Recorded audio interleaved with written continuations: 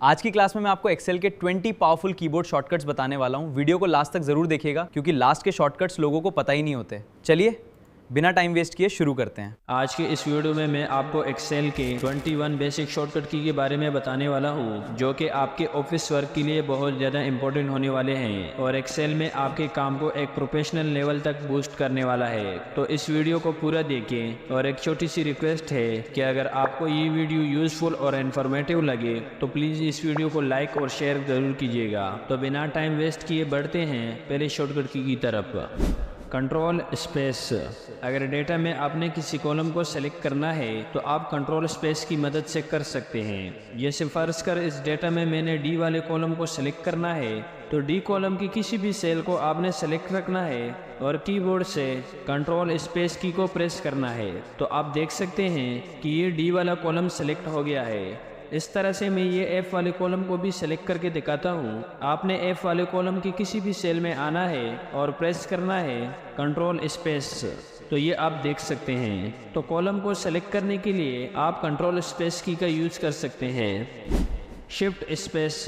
इसी तरह से इस शॉर्टकट की का यूज करके आप किसी भी रो को सेलेक्ट कर सकते हैं। जैसे फर्ज कर यहाँ पर हमने इस 5वें रो को सेलेक्ट करना है तो हम यहाँ पर इस रो के किसी भी सेल में आएंगे और कीबोर्ड से शिफ्ट के साथ स्पेस की को प्रेस कर देंगे। तो आप देख सकते हैं यहाँ पर ये रो सेलेक्ट हो गया है। तो शिफ्ट स्पेस की मदद से आप किसी भी रो को सेलेक्ट कर सकते हैं। Control minus. अगर आपको डेटा में से किसी कॉलम या फिर रो को डिलीट करना है तो उसके लिए आप कंट्रोल प्लस माइनस की का यूज कर सकते हैं। जैसे फर्ज कर मुझे इस डेटा में से इस कॉलम को डिलीट करना है, मतलब कि पूरा कॉलम ही डिलीट करना है, तो मैं कंट्रोल प्लस स्पेस से इस कॉलम को सेलेक्ट करूंगा और प्रेस करता हूं कंट्रोल प्लस माइनस। तो यहाँ पर ये आप देख सकते हैं कि एक कॉलम का डेटा डिलीट हो चुका है, मतलब कि पूरा कॉलम ही डिलीट हो चुका है। इसी तरीके से आप रो को भी डिलीट कर सकते हैं। आपने पहले रो को सेलेक्ट करना है और उसके बाद कीबोर्ड से प्रेस करना है कंट्रोल प्लस माइनस। तो आप देख सकते हैं कि यहाँ पर रो डिलीट हो चुका है। तो किसी भी रो या फिर कॉलम को डिलीट करने के लिए आप कंट्रोल प्लस माइनस की का यूज कर सकते हैं। Control plus tab. अगर फर्ज कर आपके पास 2 या इससे ज़्यादा वर्कबुक ओपन है तो एक वर्कबुक से दूसरी वर्कबुक में जाने के लिए आप इस शॉर्टकट का यूज़ कर सकते हैं। जैसे मैं फाइल पर आकर यहाँ से एक और फाइल को ओपन करता हूँ। अब हम एक वर्कबुक से दूसरी वर्कबुक पर जाना चाहते हैं, जिसके लिए हम कीबोर्ड से कंट्रोल के साथ टैब के बटन को प्रेस करेंगे। तो ये आप देख सकते हैं कि हम एक वर्कबुक से दूसरी वर्कबुक में स्विच कर चुके हैं। अगेन प्रेस करेंगे तो ये आप यहाँ पर देख सकते हैं। तो एक वर्कबुक से दूसरी वर्कबुक पर जाने के लिए आप कंट्रोल के साथ टैब की का यूज कर सकते हैं।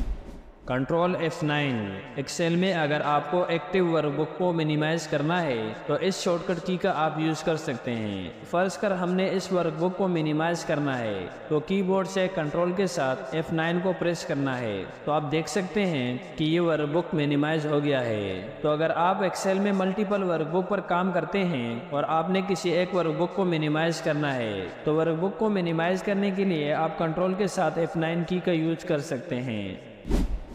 Alt EL। इसी तरीके से अगर आप किसी शीट को डिलीट करना चाहते हैं तो उसके लिए आप इस शॉर्टकट की का यूज़ कर सकते हैं। जैसे फर्ज कर मुझे इस शीट 3 को डिलीट करना है तो हम पहले शीट 3 में आएंगे और उसके बाद कीबोर्ड से Alt प्रेस करके E और L को प्रेस करेंगे। तो आप देख सकते हैं कि शीट 3 यहाँ पर डिलीट हो चुका है। Alt EL को प्रेस करना है तो ये शीट 2 भी डिलीट हो चुका है। तो किसी भी शीट को डिलीट करने के लिए आपने Alt EL को याद रखना है। Control page up page down.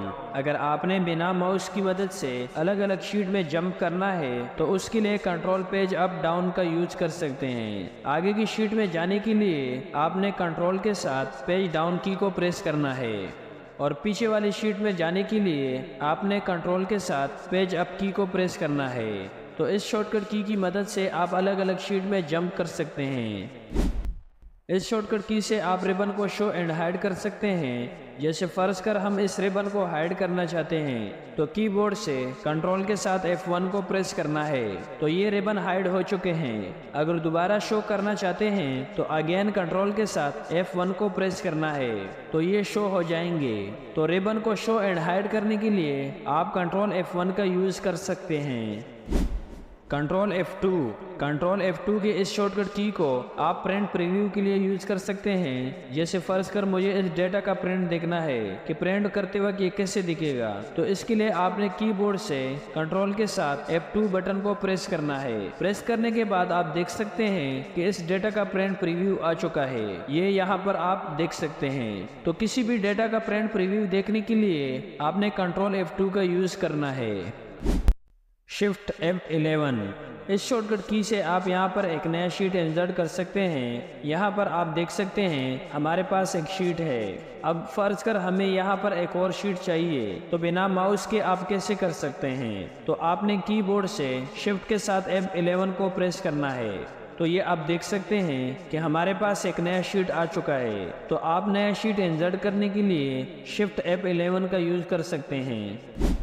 Control shift plus इस शॉर्टकट की मदद से आप डेटा में कॉलम या फिर रो को इंसर्ट कर सकते हैं। फर्ज कर यहाँ पर हम एक कॉलम इंसर्ट करना चाहते हैं तो आपने यहाँ कॉलम को सेलेक्ट करना है और कीबोर्ड से कंट्रोल शिफ्ट के साथ प्लस की को प्रेस करना है। तो आप यहाँ पर देख सकते हैं कि यहाँ पर एक कॉलम इंसर्ट हो चुका है। इस तरह से आप रो को भी इंसर्ट कर सकते हैं। आपने यहाँ से रो को सेलेक्ट करना है और कीबोर्ड से कंट्रोल शिफ्ट के साथ प्लस की को प्रेस करना है। तो आप देख सकते हैं यहाँ पर एक रो इंसर्ट हो गया है। तो डेटा में कॉलम या फिर रो को इंसर्ट करने के लिए आपने कंट्रोल शिफ्ट के साथ प्लस की का यूज करना है।